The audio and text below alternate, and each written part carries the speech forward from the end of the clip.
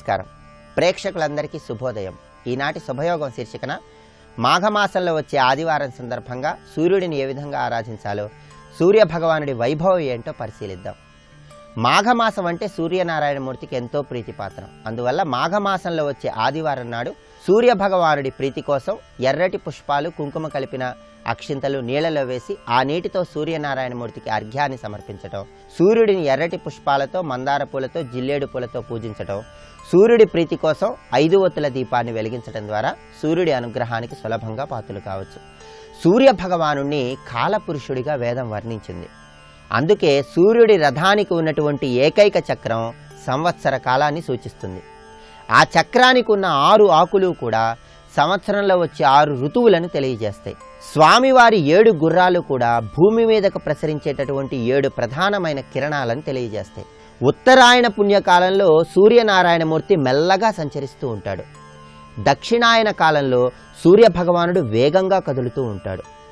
వసంత ఋతువులో కపిల వర్ణంలో, గ్రీష్మ ఋతువులో బంగారపు రంగులో, వర్ష ఋతువులో తెల్లటి కాంతితో, శరత్కాలంలో తెలుపు పసుపు కలగలిసినటువంటి రంగులో, హేమంత ఋతువులో రాగి లోహం లాంటి రంగుతో, శశిర ఋతువులో ఎరుపు రంగు కాంతి కిరణాలతో కాలగమనాన్ని శాసించే కాలపురుషుడే సూర్యనారాయణమూర్తి. అంటే ఒక్కొక్క ఋతువులో ఒక్కొక్క రంగుతో ఒక్కొక్క సంఖ్య కలిగినటువంటి కిరణాలను ప్రసరింపజేస్తూ కాలగమనాన్ని శాసించే కాలపురుషుడు సూర్యనారాయణమూర్తి. కాబట్టి ఋతుకర్త ప్రభాకర అంటూ సూర్యనారాయణమూర్తిని మనమందరం ఆరాధన చేస్తాం. అలాగే సూర్యనారాయణమూర్తిని పంచభూతాత్మకుడిగా కూడా వేదం వర్ణించింది. అంతటి శక్తి సూర్య భగవానుడికి ఉంది.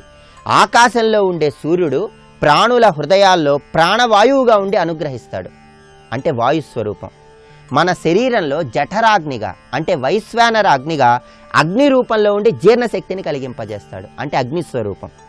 ప్రాణుల శరీరంలో జలతత్వానికి చెందిన రక్తం రూపంలో ఉంటాడు. అంటే జలతత్వం. పుష్టిని కలిగింపజేస్తాడు. మన శరీరంలో భూతత్వానికి చెందిన చర్మ మజ్జ రూపంలో ఉండి శక్తిని కలిగింపజేస్తాడు. అంటే పృథ్వీతత్వం. అందుకే మన శరీరంలో పంచభూతాత్మకుడుగా కూడా సూర్యనారాయణమూర్తి ఉన్నాడు. అందుకే వేదం ఏం చెప్పిందంటే మన హృదయ స్థానం సూర్యుడే, కుడి కన్ను సూర్యుడే, కుడి శ్వాస సూర్యుడే, మన బ్రహ్మరంధ్రం ద్వారా ప్రవేశించే సూర్యుడి కాంతి కిరణాలు క్షణక్షణం జీవశక్తిని కలిగింపజేస్తాడని మనకి వేదంలో వివరించడం జరిగింది. అందుకే ఆయన్ని పంచభూతాత్మకుడిగా వర్ణించడం జరిగింది. సకల దేవతా స్వరూపుడు సూర్యనారాయణమూర్తి. వేదస్వరూపుడు కాబట్టే సూర్యమండలాన్ని ఋగ్వేదంగా వర్ణించారు. సూర్యుడి శరీరాన్ని యజుర్వేదంగా వర్ణించారు. సూర్యుడి కిరణాలను సామవేదంగా మంత్ర మహార్ణవము అనేటటువంటి గ్రంథం వర్ణించింది. వేదాన్ని త్రయీ అనే పేరుతో పిలుస్తారు. సూర్య భగవానుడు వేదస్వరూపుడు కాబట్టి ఆయన్ని త్రయీమయి అనే పేరుతో మనమందరం ఆరాధన చేస్తాం. భానుమండల మధ్యస్థ భైరవి భగమాలిని అంటూ సకల దేవతలకు అధిష్టాన దేవతైన లలితా అమ్మవారిని కూడా సూర్యమండల అంతర్భాగంలో ఉన్న దేవతా స్వరూపంగా మనమందరం ఆరాధన చేస్తాం. అంతటి శక్తి, అంతటి వైభవం సూర్యనారాయణమూర్తికి ఉంది.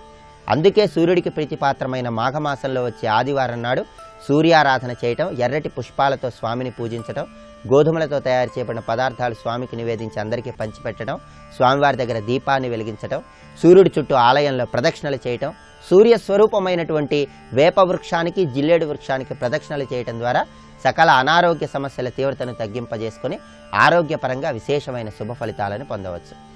రేపటి శుభయోగం శీర్షికన సోమవారం సందర్భంగా ఈశ్వరుడి అనుగ్రహాన్ని సిద్ధింపజేసుకోవటానికి ఎటువంటి విధి విధానాలు పాటించాలో, ఈశ్వరుడి నటరాజ స్వరూపంలో ఉన్నటువంటి అంతరార్థం ఏంటో పరిశీలిద్దాం. నమస్కారం.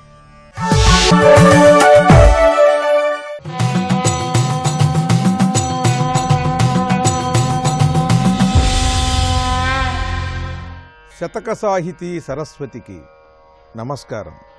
ఏ ఏ కార్యములందు తన్మయుడనయ్యేనుంటినో మున్ను, నాకాయా కార్యములెల్ల ఇప్పటికి హేయ ప్రక్రియందోచు, నీ మాయందాటుటకున్ త్రిమూర్తులకున్ సామర్థ్యము లేదన్నచో, జాయాపుత్ర హితార్థులవు ఒరులకున్ శక్యంబే కామేశ్వరి.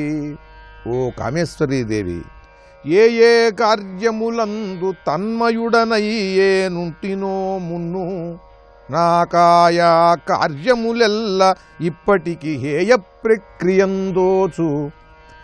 ఇంతకు పూర్వం ఊహ తెలిసినప్పటి నుండి ఏ పనులు చేస్తూ వచ్చానో ఆ పనులన్నీ ఒక 30-40 సంవత్సరాలు చేసిన తరువాత అవన్నీ ఇప్పుడు హేయ ప్రక్రియందోచు. అవన్నీ కూడా చాలా ఇబ్బందిగా ఉన్నాయి. ఆ పనుల గురించి ఆలోచిస్తే ఇవే నేను చేసింది, నా సమయమంతా ఇలా వృధా చేసుకున్నానా అని ఆలోచన వచ్చినప్పుడు నా మీద నాకే జాలి కలుగుతున్నది, కోపం వస్తున్నది. ఏ కార్యములందు తన్మయుడనై మైమరచిపోయి ప్రపంచం పట్టకుండా ఆ కార్యములలో నిమగ్నమైపోయి ఏ నుంటినో మున్ను ఇంతకుముందు ఎలా వ్యవహరించానో ఆ పనుల్లో పడిపోయి వాటిల్లో ఆనందిస్తూ నాకాయా కార్యములెల్ల ఇప్పటికి హేయ ప్రక్రియందోచు. ఇప్పుడు ఆలోచిస్తే అవన్నీ కూడా చాలా అసహ్యముగాను ఇబ్బందికరముగాను ఉన్నాయి. ఇవే నేను చేసింది, ఇందుక ఇంత అద్భుతమైనటువంటి జీవిత సమయాన్ని వెచ్చించింది, వృధా చేసుకున్నది అంటూ. నీ మాయం దాటుటకున్ త్రిమూర్తులకు సామర్థ్యంబు లేదన్నచో. ఇదంతా కూడా 40 సంవత్సరాలు 50 సంవత్సరాలు అయితే గాని నాకు తెలిసి రాలేదు. ఈ సమయమంతా కూడా మాయ గమ్మివేసి ఉన్నది. నీ మాయం దాటుటకున్ త్రిమూర్తులకున్ సాధ్యము కాదన్నచో. బ్రహ్మ విష్ణు మహేశ్వరులకే నీ మాయని దాటటం సాధ్యం కాదు అని శాస్త్రములు చెబుతూ ఉంటాయి, పురాణములు చెబుతూ ఉంటాయి. ఎన్నెన్నో మహర్షులు చెప్పినటువంటి కథలలో ఈ సన్నివేశములన్నీ కనబడుతూ ఉంటాయి. త్రిమూర్తులకే సాధ్యము కానటువంటి ఆ మాయను దాటటం ఓరులకున్ శక్యంబే, ఇతరులకి ముఖ్యంగా నరులకున్ శక్యంబే, మా వంటి మనుష్యులకు సాధ్యమవుతుందా తల్లి? నీ మాయని దాటటం ఎవరి వల్ల కాదు. నువ్వు మాయారూపిణివి, మాయాతీతమైనటువంటి ప్రజ్ఞారూపిణివి. నీ యొక్క కనుసన్నలలో ఈ సృష్టి ఇలా సాగుతూ సకల జీవులను కూడా ఎంతటి విద్వత్తు కలిగిన, ఎంతటి మేధావంతులైన, యోగీశ్వరులైన, ఋషీశ్వరులైన, సామాన్యులైన అందరినీ కూడా ఈ మాయాజాలములో పడవేసి ఆడిస్తున్నావు అంటూ మాయారూపిణి అయిన కామేశ్వరీదేవిని ఆరాధిస్తూ ప్రస్తుతిస్తూ మాయను దాటటం ఎవరి వల్ల కాదు. మన సమయమంతా వృధా అయిపోయి శక్తియుక్తులన్నీ ఉడిగిపోయిన తర్వాత తెలుసుకునే ప్రయోజనం లేదు. కనుక జాగ్రత్తగా మనం చేసేటువంటి పనులన్నీ కూడా ఎటువంటివి, అవి తరువాత ఎటువంటి ఫలితాలను మనకు కలిగిస్తాయి అనేది ఆలోచించుకోవాలి మనం అంటూ తన స్వానుభవపూర్వకముగా ఆత్మార్పణ చేస్తూ తన ఆత్మని ఆవిష్కరణ చేస్తూ అద్భుతమైన పద్యరచన చేసి గొప్ప శతకాన్ని మనకు అందించిన విద్వత్కవులు, అవధాన చక్రవర్తులు, తిరుపతి వెంకటేశ్వర కవుల కామేశ్వరీ శతకంలోని మరియొక పద్యం గురించి రేపు ఉదయం తెలుసుకుందాం. ఓం శ్రీ కామేశ్వరీ దేవ్యై నమః.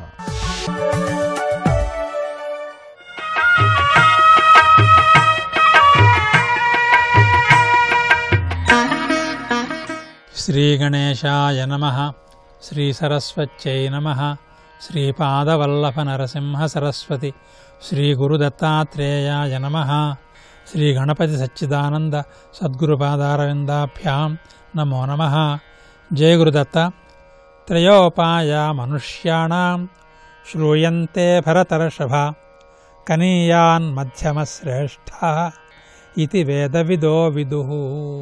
సర్వశాస్త్రవేత్త అయినటువంటి విదురుడు గత వారంలో చెప్పుకున్న సూక్తిలో స్మృతి శ్లోకాన్ని తీసుకొచ్చాడు. ఈ శ్లోకంలో సాక్షాత్తుగా శృతిలోంచి, వేదంలోంచి వాక్యాన్ని తీసుకొచ్చి నీతిని బోధిస్తున్నాడు. శ్రూయంతే, వేదంలో ఈ విధంగా వినిపిస్తోందయ్యా. ఏమని? త్రయః ఉపాయాః మనుష్యాణాం, త్రయః అపాయాః మనుష్యాణాం. 2 రకాలుగాను విభాగం చేసుకోవచ్చు. 3 ఉపాయాలు ఉన్నాయి మానవులకి. ఉపాయం అని పదవిభాగం చేసుకుంటే వాటిలో కనీయాన్ మధ్యమ శ్రేష్ఠ. కనీయాన్ అంటే అధమము, మధ్యమ అంటే మధ్యమము, శ్రేష్ఠ అంటే ఉత్తమము. ఈ 3లో ఏది కావాలో ఆలోచించుకోవాలి. 3 ఉపాయాలలో అథమం ఏమిటంటే భేదం. ఉపాయాలంటే సామదాన భేద దండోపాయాలు, వీటినే ఉపాయాలు అంటారు రాజుల యొక్క పరిభాషలో. వీటిల్లో అన్నిటికంటే అధమమైనటువంటి ఉపాయం ఏది అంటే అది భేదం.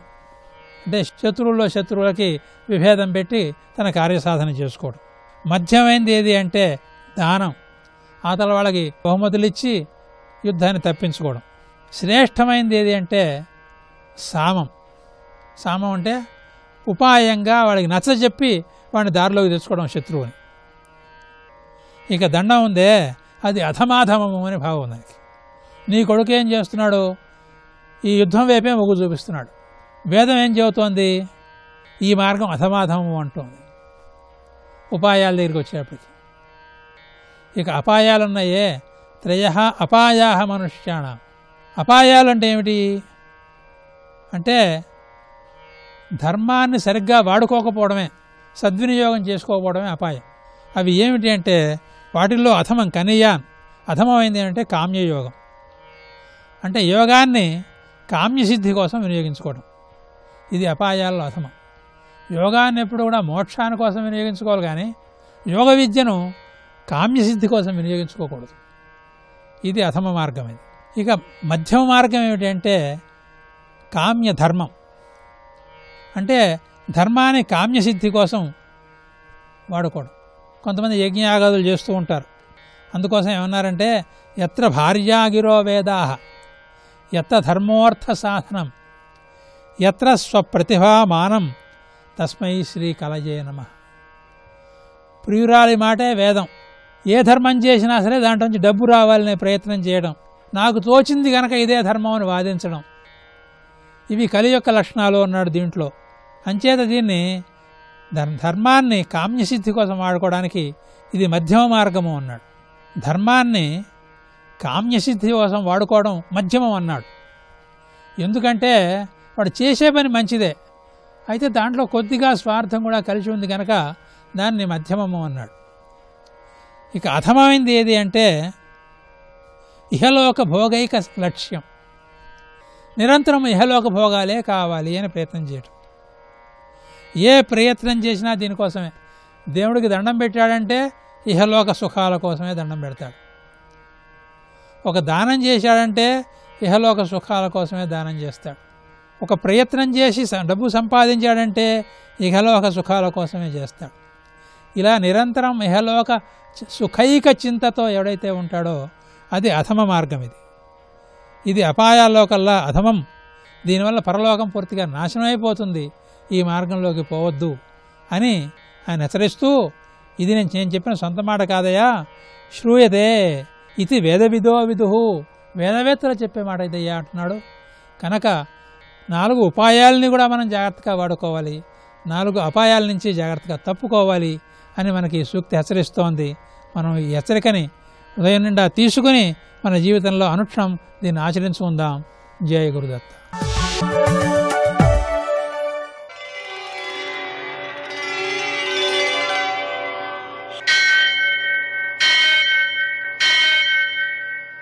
సహస్రశీరుషం దేవం విశ్వాక్షం విశ్వశంభువం విశ్వం నారాయణం దేవమక్షరం పరమం పదం విశ్వతః పరమాం నిత్యం విశ్వం నారాయణగుం హరిం విశ్వమేవేదం పురుషస్తద్విశ్వముపజీవతి పతిం విశ్వస్యాత్మేశ్వరగుం శాశ్వతగుం శివమచ్యుతం నారాయణం మహాజ్ఞేయం విశ్వాత్మానం పరాయణం.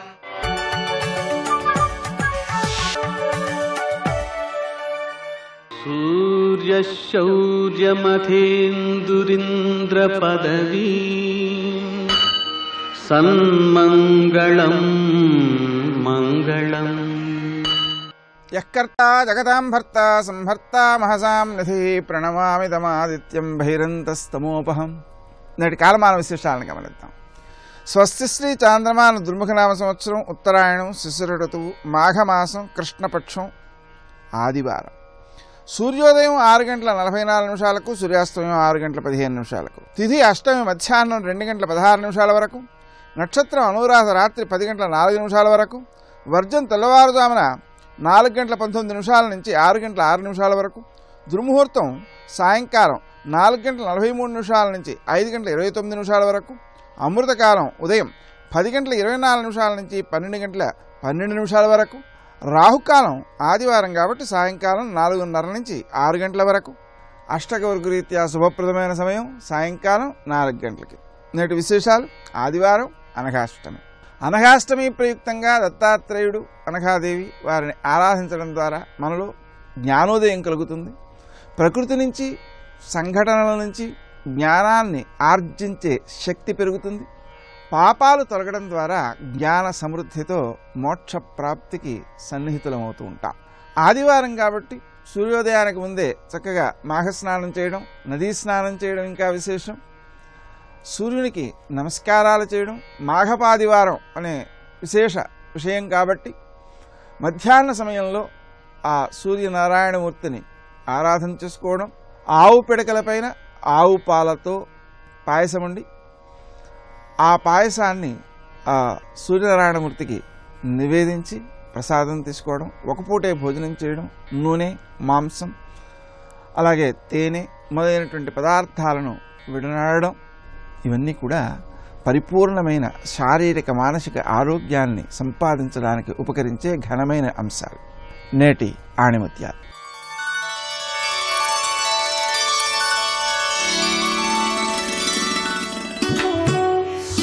మహనీయులకు ఆశయాలు ఉంటే సామాన్యులకు కోరికలు ఉంటాయి.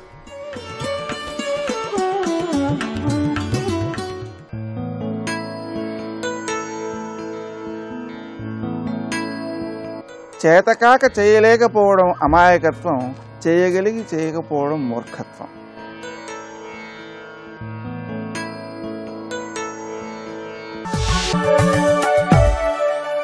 నమస్తే శారదా దేవి కాశ్మీరపురవాసిని త్వామహం ప్రార్థయే నిత్యం విద్యాదానం చ దేహి మే. ఒక లెక్కన పురాణం చెప్పింది అంటే ఒక కల్పన కథలో లెక్కలు రాస్తారండి. అంత లెక్క ఖరాఖండిగా రాశారు అంటే ఒక నది ఉండేది, కలియుగంలో అంతరించింది అనే విషయం ఎంత ఖచ్చితంగా రుజువైందో పరిశీలించండి. అరే, ఉపనిషత్తును ప్రతిపాదించిన ఆదిశంకరులు శృతిస్మృతి పురాణానామాలయం కరుణాలయం అంటున్నాం. ఉపనిషత్ బ్రహ్మ విద్య ప్రతిపాదించినటువంటి భారతీతీర్థ స్వామి వారు, అందుకు పూర్వం ఉన్నటువంటి మహాత్ములు మనకేం చెప్పారు? పురాణములు కూడా ప్రమాణములని చెప్తున్నారు. ఇది గ్రహించండి. ఇక్కడ మనకు అర్థం కాకపోతే అర్థం తెలిసిన వాళ్ళ దగ్గరికి వెళదాం. మొత్తానికి తల్లి నదీతమే దేవితమే సరస్వతి అప్రశస్త ఇవన్మసి ప్రశస్తి మంబనస్కృతి. అమ్మ, మాకు ఏం ప్రశస్తి లేకుండా ఉన్నామమ్మా, నీ వల్ల మాకు ప్రశస్తి కలగాలి అంటే అర్థమైపోయింది కదా. ప్రతివాడి బాధ ప్రశస్తి కోసమే. అంటే అన్ని సమృద్ధిగా ఉండుగాక ప్రశస్తి, ప్రాశస్త్యం అంటుంటాం కదా. కొన్ని ఈ పదాలైనా గుర్తున్నాయిలేండి భాషలో. ప్రశస్తి అంటే గొప్పతనం, సమృద్ధి అని అర్థం ఇక్కడ. అందుకే మాకు అన్నీ సమృద్ధిగా ఉండాలి తల్లి. ఇక లేవు, ఇప్పుడు దరిద్రుల్లో ఉన్నాము. అప్రశస్తా, ఏ ప్రశస్తి లేకుండా, సమృద్ధి లేదమ్మా, పుష్టి లేదు. నిన్ను ఆశ్రయించాం, మాకు ప్రశస్తిగా అంటే సమృద్ధిగా చెయ్యి తల్లి అన్నారట. సరస్వతి ఉపాసన మనల్ని సర్వ సమృద్ధుల్ని చేస్తున్నది. యజ్ఞానికి ఆవిడని పిలవాలండి, పిలిస్తేనే యజ్ఞం పుష్టి అవుతుంది. ఎందుకంటే యజ్ఞానికి కావలసినవి అన్నములు కనుక. వాజినీవతి అన్నప్పుడు, వాజేభిహి అన్నప్పుడు అన్నములు అన్నామే, మరొక అర్థం యజ్ఞద్రవ్యములు. ఇది తెలుసుకోవాల్సి, యజ్ఞద్రవ్యములే అని. దీన్ని బట్టి యజ్ఞంలో ఉండే క్రియ, యజ్ఞంలో ఉండే మంత్రము, యజ్ఞద్రవ్యము కూడా సరస్వతి. అది ఇక్కడ భావన. అందుకే తల్లి రా, ఎక్కడి నుంచి రావాలంటే పర్వతాదా రా తల్లి. ఆనో దివో బృహత పర్వతాదా. గొప్ప మాట. అంటే నహ, మా యొక్క యజ్ఞం గుర్చి నువ్వు రావాలి తల్లి. ఎలాగ ద్యులోకము నుంచి రా, లేదా బృహత పర్వత, గొప్పదైన పర్వతము నుంచి రా. ద్యులోకం నుంచి రా, గొప్పదైన పర్వతము నుంచి రా అన్నారు. చాలా రహస్యమైన అర్థం అండి. గొప్పదైన పర్వతం అంటే మేరు పర్వతం. మేరు పర్వతం సర్వదేవతల నివాసం. అమ్మవారి యజ్ఞానికి మేరు పర్వతం నుంచి రావాలి, ఇదొక భావం. దివ అంటే ద్యులోకం నుంచి రావాలి. ద్యులోకం ఆ సూర్యమండలంలో ఉంది కదా తల్లి. సూర్యుడు దివిస్థానం సూర్యుడిది మనకు తెలుసు, వాయుస్థానం అంతరిక్షానిది, అగ్నిస్థానం భూమిది. కానీ దివి నుంచి రా అంటే సూర్యమండలాంతర్గతమైన శక్తి యజ్ఞానికి రా. గొప్పదైన పర్వతం నుంచి రా, మేరు పర్వతం నుంచి. ఇంతవరకు తెలిసింది కదా. యోగపరంగా పర్వతము అనగా కొండ. ఏంటి మేరు పర్వతం అన్నాం కదా. మేరు అంటే ఏమిటి? సుమేరు. మనం అనేక మార్లు చెప్పుకున్నాం. సహస్రారం అదే ఇక్కడ. దీని పర్వతం అని ఎందుకన్నారు? పర్వం అంటే కణుపులండి. గొప్ప మాట. దివికి పర్వతం అని పేరుట. ఏమిటండి ఆశ్చర్యం! ఒక్కసారి ఆలోచిస్తే ఋషుల యొక్క అత్యంత ఆధునికమైన విజ్ఞానానికి నమస్కారం చేసుకుంటాం. భూమి, అంతరిక్షము, దివి 3 భాగాలు కదా. ఈ 3 భాగాలు విడివిడిగా ఉన్నాయా? 3 ముక్కలు కావు, 3 భాగాలు. ముక్కలంటే చెరో చోట పడి ఉంటాయి. 3 భాగాలంటే భాగాలు కనిపిస్తుంటాయి, కలిసి ఉంటాయి. భాగాలు కనిపిస్తూ కలిసి ఉంటే దాని పేరు పర్వం అని పేరు. పర్వం అంటే కణుపు. కణుపు. చెరకులో పర్వాలు, వెదురులో పర్వాలు మనకు తెలుసు కదా. మహాభారతం 18 పర్వాలు. పర్వాలంటే కంటిన్యూటీ ఉంది అని చెప్పడం కోసం పర్వా చెప్తారు. కంటిన్యూటీ ఉంది. అదే ముక్కలైతే ఖండ అని చెప్పాలి. పర్వ. ఖండానికి పర్వానికి భేదం తెలిసింది కదా. ఇక్కడ భాగం ఉంది కానీ ముక్కలు కాలేదు. ఈ భాగంతో పై భాగానికి సంబంధం ఉంది. కానీ పర్వ రూపంలో విస్తరించింది కనుక పర్వతము ఇది తెలియాలి.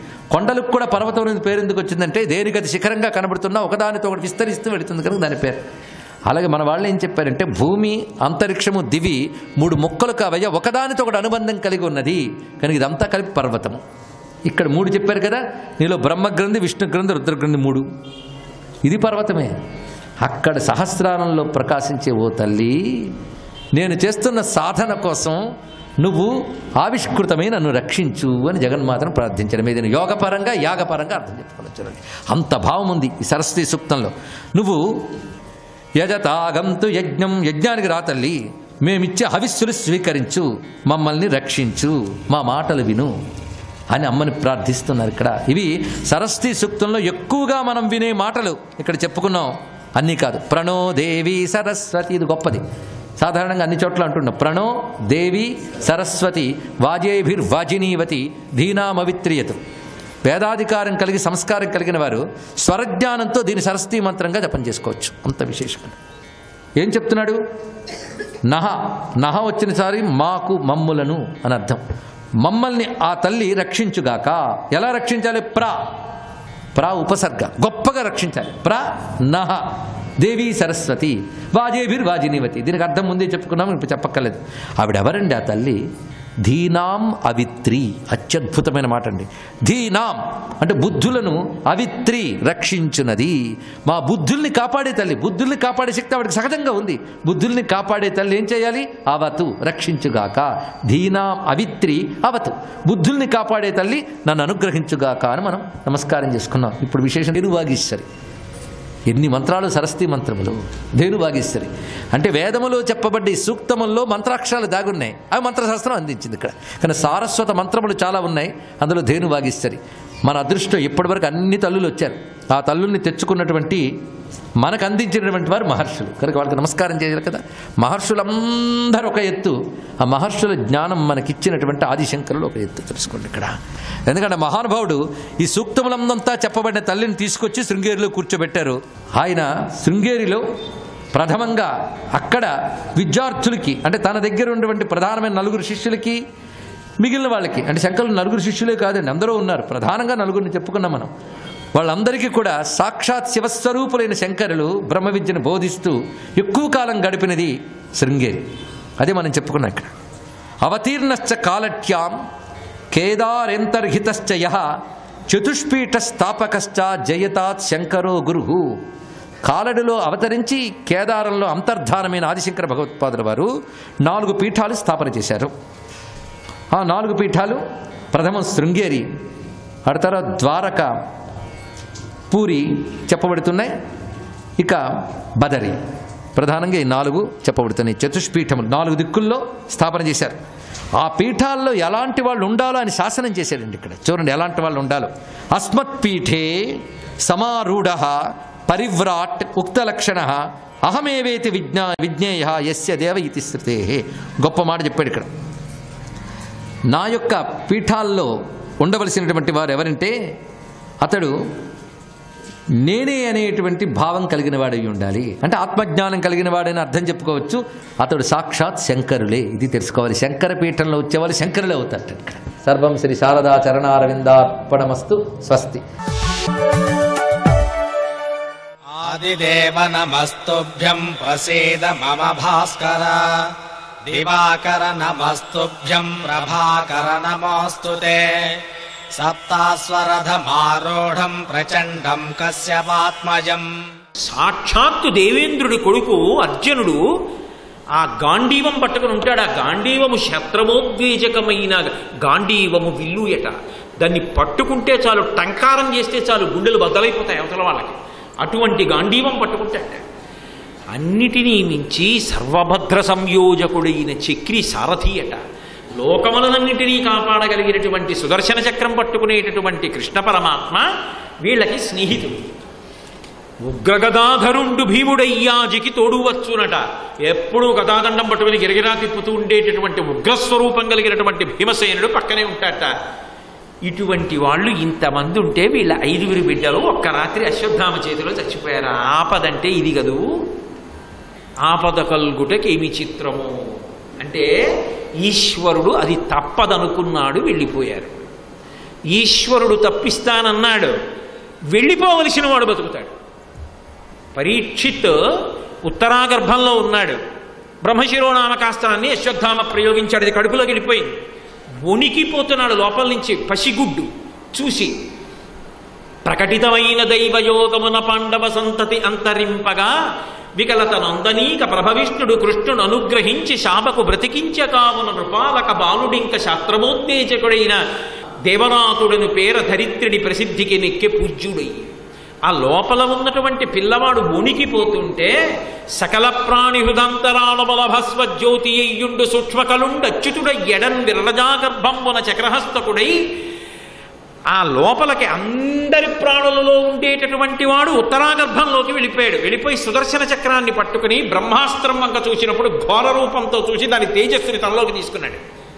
పరీక్షిత్ వంక చూసినప్పుడు పరమ ప్రసన్నంగా నవ్వుతూ కనపడ్డాడు. ఒకే మూర్తి. అయిపోయింది పాండవ వంశం అనుకున్నారు. వికలతనందనీక పరభవిష్ణుడు కృష్ణుడు అనుగ్రహించి శాపకు బ్రతికించగావున. కడుపులో దగ్ధమైపోతున్న పిల్లాన్ని బ్రహ్మశిరోనామకాస్త్రాన్ని తాను తీసేసుకుని ఆ తేజస్సుని ఉపసంహారం చేసి తనలోకి కలిపేసుకుని రక్షించాడు. పరీక్షిత్తుని రక్షించరా? ఆపదని గట్టెక్కించగలిగిన వాడు ఆయనొక్కడే. ఆయన వినా వేరొకడు లేడు. అందుకే రాక్షసులు ఎందుకు ఉండాలి అంటే వాళ్ళు కూడా ఆయన బిడ్డలే తప్పించి వాళ్ళు ఇంకా ఎక్కడికో వెళ్ళిపోవడానికి ఉండదు. కానీ వాళ్ళల్లో కూడా పరమభక్తి తత్పరులైన వాళ్ళు ఉంటారు. ప్రహ్లాదుడు లేడు,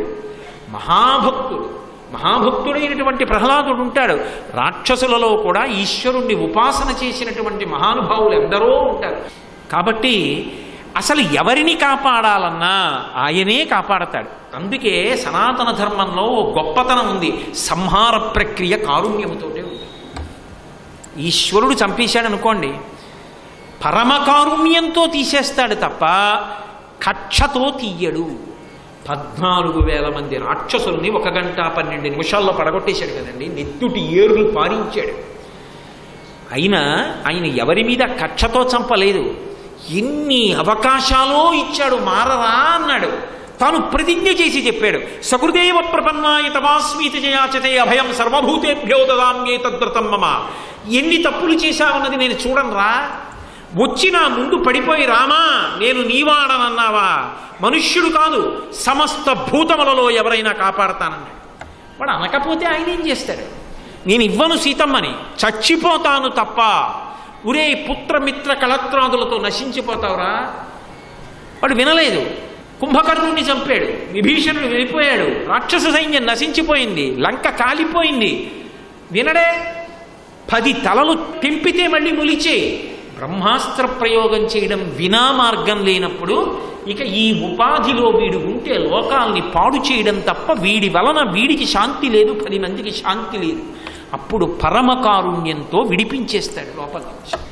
అందుకే సంహార ప్రక్రియ అసలు ఎట్టి పరిస్థితులలోనూ కూడా ఈశ్వర కార్యంగా వచ్చినప్పుడు అది ఏదో క్రౌర్యముతో చేసేటటువంటిది కాకుండా ఉంటుంది సనాతన ధర్మంలో. అయినప్పుడు రాక్షసులను కూడా ఆయన రక్షణ చేస్తూనే ఉంటాడు. వాళ్ళు మరీ విజృంభించిపోయారనుకోండి, ఇప్పుడు పడగొట్టడం వినా ఆయనకి మార్గం ఉండదు. అప్పుడు పడగొడతాడు, అప్పుడు కూడా దయతోనే పడగొడతాడు. కాబట్టి ఇప్పుడు ఇన్ని లోకాలను కాపాడుతున్నవాడెవడు తన కిరణముల సముదాయము చేత. అంటే ఆయనకి ఏ విధమైనటువంటి పక్షపాతములు ఉండవు. వృషద్విచిత్రతల్పయో భుజంగముక్తికస్రజో గరిష్టరత్నలుష్టయో సుహృద్విపక్షపక్షయో తృణారవింద చక్షుషో ప్రజామహీ మహేంద్రయో సమప్రవర్తయన్మన కదా సదాశివం భజే అంటాడు రావణాసురుడు. అన్నిటి యందు సమానంగా ఉంటాడు పరమేశ్వరుడు. అందుకే మీకు లోకాలు రాక్షసులు వరకు ఎందుకండి?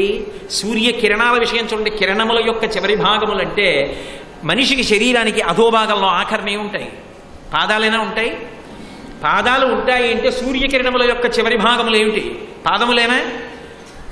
అవే కరములని చెప్పచ్చు, అవే పాదములు కూడా. పాదములు అయితే ఆయన ఎక్కడ పాదాలు పెడుతున్నాడు? పర్వతముల యొక్క చివరి భాగాల్లో పెడుతున్నాడు, ముళ్ళ డొంకల్లో పెడుతున్నాడు, గాజు పెంకుల్లో పెడుతున్నాడు, శ్మశానంలో పెడుతున్నాడు, శవం మీద పెడుతున్నాడు, పుణ్యాత్ముడి మీద పెడుతున్నాడు, గంగానదిలో పెడుతున్నాడు, మురుగుగుంటలో పెడుతున్నాడు. ఆయన పాదములు పెట్టని ప్రదేశం ఉందా? ఆయన పెట్టను అంటే బ్రతుకుందా? మన బ్రతుకు కోసం అన్నిటినీ స్పృశిస్తూనే ఉన్నాడు, అన్నిటికీ తన పాద స్పర్శని అనుగ్రహిస్తూనే ఉన్నాడు. సద్బుద్ధి కలిగిన వాడు ఆయన పాదములను తల మీద ధరించి నమస్కరించి పొంగిపోతున్నాడు. సద్బుద్ధి లేనివాడు ఆయన అనుగ్రహిస్తుంటే దాన్ని దుర్బుద్ధితో పాడు చేసుకుని నశించిపోతున్నాడు. ఆయన మాత్రం సమానంగా ప్రవర్తిస్తూ ఉంటాడు. ఆయన యొక్క విలక్షణమైనటువంటి వైశిష్ట్యాన్ని చెప్పడానికి అలా ఉండగలిగిన వాడు రామ. ఇంతమంది ఏం చేస్తున్నారో తెలిసి కూడా ఆయన నీ మీద సూర్యకిరణములు వెయ్యనన్న మాట అనడు రామ. అన్ని లోకాలను కాపాడుతున్నాడు, ఒక్క ఈ లోకాన్ని కాదు. రాక్షసులు ఉండే లోకాల దగ్గర నుంచి అన్ని లోకాల మీద కిరణ సముదాయాన్ని ప్రసరించి కాపాడుతున్నటువంటి పరమ ఉదారుడు రామ ఈ సూర్యబింబం. ఏష కాబట్టి చూడు ఎంత గొప్పవాడో అని చెప్పడానికి ఆయన ఏష దేవసురగణాన్ లోకాన్ పాతి గభస్తిభిః. దేవాసురగుణాన్ లోకాన్ పాతి గభస్తిభిః. దేవాసుర అన్నప్పుడు దేవా ప్లస్ అసుర, దేవాసుర సమనదీర్ఘసంధి. దేవతలు అసురులు అని. దేవతల యొక్క లోకాలు, దేవతలు ధర్మాన్ని కాపాడుతుంటారు, అసురులు ధర్మాన్ని పాడు చేస్తూ ఉంటారు. అయినా అందరి లోకాల్ని కాపాడుతున్నవాడు మాత్రం ఆయనే. అంతటి సమబుద్ధి కలిగిన వాడు, అంతటి ఉదారుడని తెలిసిన తరువాత నేను ఇంతకు ముందు పాపాలు చేశానని ఎందుకు బెంగపెట్టుకుంటావు? ఈశ్వర నువ్వు ఉన్నావు, నేను మార్పు కావాలని కోరుకుంటున్నాను, నేను ఇక అలా బ్రతకాలని కోరుకోవట్లేదు. నువ్వు నా యందు ఇంతకాలం నుంచి నేను ఎన్ని దోషములు చేసినా అనుగ్రహించావు. ఇక పైన నువ్వు పరమ సంతోషంతో నన్ను అనుగ్రహించేటట్టుగా నేను బ్రతకగలిగిన వైభవాన్ని నాకి. సర్వం శ్రీ ఉమామహేశ్వర పరబ్రహ్మార్పణమస్తు. స్వస్తి.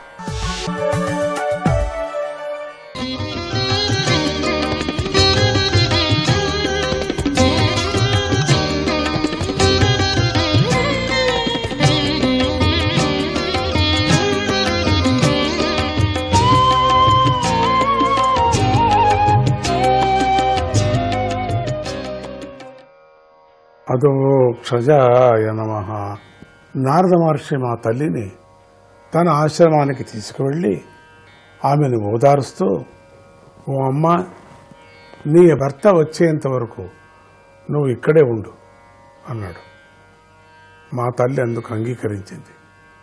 తన భర్త అయిన హిరణ్యకశిపుడు తపస్సు పూర్తి చేసుకొని తిరిగి వచ్చేంత వరకు దేవర్షి అయినటువంటి నారద మహర్షి వద్ద ఏ భయము లేకోకుండా నివసించి, పతివ్రత గర్భిణి అయినటువంటి మా తల్లి అక్కడ నివసిస్తూ తన గర్భంలోని శిశువు క్షేమంగా ఉండాలని తాను కోరుకున్నప్పుడే ప్రసవం కావాలని సంకల్పించింది.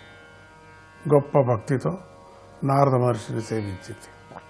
ఋషి కారుణికస్తస్యాః ప్రాదాదు భయమీశ్వరః ధర్మస్య తత్వం జ్ఞానంచ మాము బుద్ధిశ్చ నిర్మలం. నారద మహర్షి దయామయుడు, సమర్థుడు.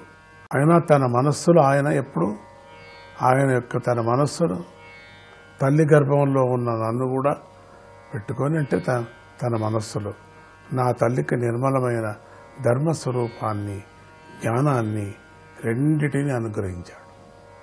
మా అమ్మకు చెప్పినట్టుగా నాకు చెప్పాడు.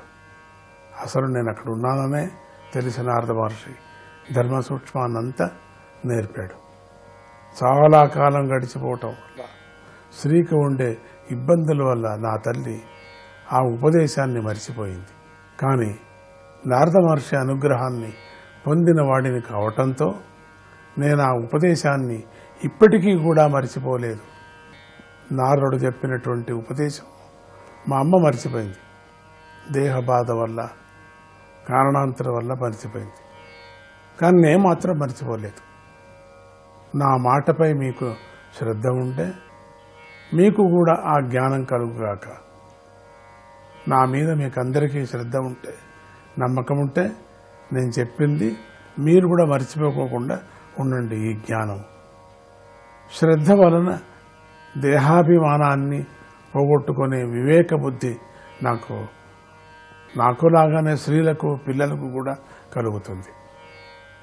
ఈశ్వరుడి రూపమే ఆయన కాలం యొక్క ప్రభావంతో చెట్టు ఫలాలయందు ఉన్నట్లుగా ఈ దేహమందు మనకు పుట్టుక, ఉండుట, పెరుగుట, పరిణితి చెందుట, క్షీణించుట, నశించుట అనే 6 వికారాలు మనకు అనుభవంలో ఉన్నాయి. అయితే పండు యొక్క వికారాలు చెట్టుకు లేనట్లుగా దేహం యొక్క వికారాలు కూడా ఆత్మకు సంక్రమించవు. కాలానికి అతీతమైన ఆత్మయందు క్షీణించుట అనేది ఉండదు. ఆత్మ కంటే భిన్నంగా రెండవది లేదు. అందువల్ల ఆత్మయందు రాగద్వేషాల జ్ఞానం లేదు. ఆత్మజ్ఞానాన్ని బోధిస్తున్నాడు. రాగద్వేషాలకు స్థానమే లేదు. దానికి జ్ఞానం ఉంటే కదా, లేనే లేదు. దేహము, ఇంద్రియములు, మనస్సుల సమూహం అనే క్షేత్ర విషయంలో కూడా ఆత్మ నిత్య సాక్షి ఉంటుంది. సర్వ జగత్తుకు ఆధారమైన ఆత్మయందు వికారాలే లేను, ఏవి కూడా ఉండవు. స్వయం ప్రకాశమైన ఆత్మయే సర్వ జగత్తుకు కారణము. ఆత్మ అంతటా నిండి ఉన్నదే, అయినా కూడా దానికి దేనితోనూ సంగం లేదు. అన్ని చోట్ల నిండింది. ఈ గాలి ఎత్తుకుపోతుంది, కానీ గాలి దాంట్లో ఏమీ కలసదు, కానీ ప్రయాణం అవుతూ ఉంటుంది. అన్ని చోట్లను గాలి వీస్తుంది, కానీ దానికి సంబంధమే లేదు. ఇది ఇల్లు, వాకిలి, ఇది దేహము, చచ్చిన దేహము, ఇది బతికింది అనేది కూడా లేదు, వీసుతూ ఉంది అంతే. దేంతోనూ సంగం లేదు ఆ ఆత్మకు. ఆవరణములు లేని పూర్ణత్వమే ఆత్మ. దానికి ఒక అంతు, దానికి ఒక పట్టు, దానికి ఒక అంకె, దానికి ఒక నిజమైనటువంటి ఒక గడి లేవు. వివేకవంతుడు ఆత్మ యొక్క స్వరూపాన్ని సూచించే ఈ 12 లక్షణాలను స్మరించాలి. దేహము, ఇంద్రియాల వ్యామోహం వల్ల వాటి యందు మనకు నేను, నాది అనే మిథ్యాభిమానం ఉంటుంది. దానిని అతడు విడిచిపెట్టాలి. అంటే నేను, నాది అనేటువంటి ఒక అబద్ధమైనటువంటిది, అసత్యమైనటువంటి ఒక అభిమానం ఉంది. నిజమైన అభిమానం ఉంటే దానికి అర్థం ఉంది. నిజము లేనటువంటి, సారము లేనటువంటి దాని మీద అభిమానం పెట్టుకుంటే ఏమవుతుంది? ప్రయోజనం లేదు. అందుకని అటువంటి స్వభావాన్ని విడిచిపెట్టాలి. బంగారాన్ని తయారు చేసేవాడు బంగారపు గనుల్లో గల రాళ్లలోని బంగారాన్ని అనేక ఉపాయాలతో బయటకు తీస్తాడు. లోహంలో లోహం, రాళ్లలో లోహం, మంచి మంచి ప్రేషియస్ స్టోన్స్లో కూడా బంగారం ఉంటుంది. అందుకే దానికి అంత విలువ. కానీ బుద్ధిమంతుడైనటువంటి సైంటిస్టులాగా ఆ రాయిలో నుంచి బంగారం చాలా జాగ్రత్తగా తీస్తాడు, అనేక ఉపాయాలతో. ఆ ఉపాయాలన్నీ అతడికి తెలుసు. అలాగే ఆత్మ, అనాత్మ వివేకం గల సాధకుడు ఆత్మజ్ఞానానికి సహకారం చేసే ధ్యానము మొదలైన ఉపాయాలను ఆచరించి చైతన్య క్షేత్రాలైన దేహాలయందే బ్రహ్మను ఆత్మరూపంగా సాక్షాత్కరించుకోవాలి. ఇక మూడవది, సాంఖ్యాచార్యులు లెక్కలు ఇలా ఉన్నాయి. ప్రకృతులు, మూల ప్రకృతి, మహత్తత్వము, అహంకారము, పృథివీ, నీరు, అగ్ని, వాయువు, ఆకాశము అనే 5 సూక్ష్మభూతాలు కలిసి మొత్తం 8. మూల ప్రకృతి సత్వము, రజస్సు, తమస్సు అనేటువంటి 3 గుణాలు కలది కదా. 5 కర్మేంద్రియాలు, 5 జ్ఞానేంద్రియాలు, అంతఃకరణము, 5 స్థూలభూతాలు కలిపి ఎంత మొత్తం 16 వికారాలు కనిపిస్తున్నా అంటే ఈ సర్వమంతటా వ్యాపించి ఉన్నటువంటి చైతన్య పురుషుడు ఒక్కడే. ఈ పూర్తిగా ఏం చెప్పామో ఇదే సర్వస్వం, ఇది ప్రపంచం, ఇది జగత్, ఇది కేవలం ఒక జగత్తు కాదు, అన్ని జగత్తులు కలిపి దాంట్లో వ్యాపించిన వాడు చైతన్య పురుషుడు ఒక్కడే, వేరే వేరే విధంగా లేదు. అక్కడ ఇంత ఆవరించిన వాడంతా ఒకడేగా కనపడుతుంది. ప్రకృతి వికృతుల కలయిక అయినటువంటి ఈ దేహం కదిలేది కదలనిది అని 2 విధాలుగా ఉంటుంది. కదిలే దేహం, కదలని దేహం అని. ఆత్మ కాని దేహము, మనస్సు మొదలైన వాటిని ఇది కాదు ఇది కాదు అని నిరాకరిస్తూ పరమాత్మను ఈ దేహమందే అన్వేషించాలి. ఎక్కడున్నాడు పరమాత్ముడు? ఇదే, అది కాదు, అది కాదు. అయితే పరమాత్ముడు మన దేహమందే ఉన్నాడు. ఇక్కడే మనం అన్వేషించాలి, ఇక్కడే మనం వెతకాలి. కారణము కార్య ప్రపంచమంతటా వ్యాపించి ఉన్నప్పటికీ కూడా కారణమును కార్యము కన్నా విలక్షణమైనదిగా తెలుసుకొని ఆత్మ విచారాన్ని చేసే సాధకులు తపస్సన్నమైన అంటే ప్రసన్నమైనటువంటి మనస్సుతో పూర్ణమైనటువంటి తపస్సంపన్నముదే, అదనే ప్రసన్నమైన మనస్సు ఉంది. దానికి అభ్యాసం చేయాలి. ఎప్పుడూ శాంతిగా ఉండటానికి, శాంతి చిత్తంగా ప్రశాంతంగా ఉండటానికి, ఏ విధమైన దుఃఖము లేకుండా కలత లేకుండా ఉండటానికి అదే ఒక అభ్యాసం, అదే ఒక తపస్సు, అదే ఒక ధ్యానం. మనస్సును చాలా శాంతిగా పెట్టుకోవాలి. దేని నుండి ఆవిర్భవించి దేని యందు నిలిచున్నదో, దేని యందు లీనమవుతుందో అటువంటి పరబ్రహ్మ సకల ప్రాణులలోనూ ఆత్మరూపంగా ఉంది అని చక్కగా బోధిస్తున్న శృతి వ్యాఖ్యలను సాధకులు పరిశుద్ధమైన అంతఃకరణంతో లోతుగా పరిశీలించాలి, బాగా పరిశీలించాలి. కానీ ఈ విచారంలో ఏమాత్రమూ తొందరపాటుతనం పనికిరాదు. తెలివి కలిగి ఉండటం,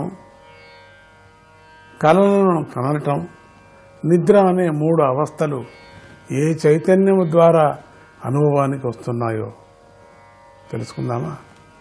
నారాయణాయ నమః.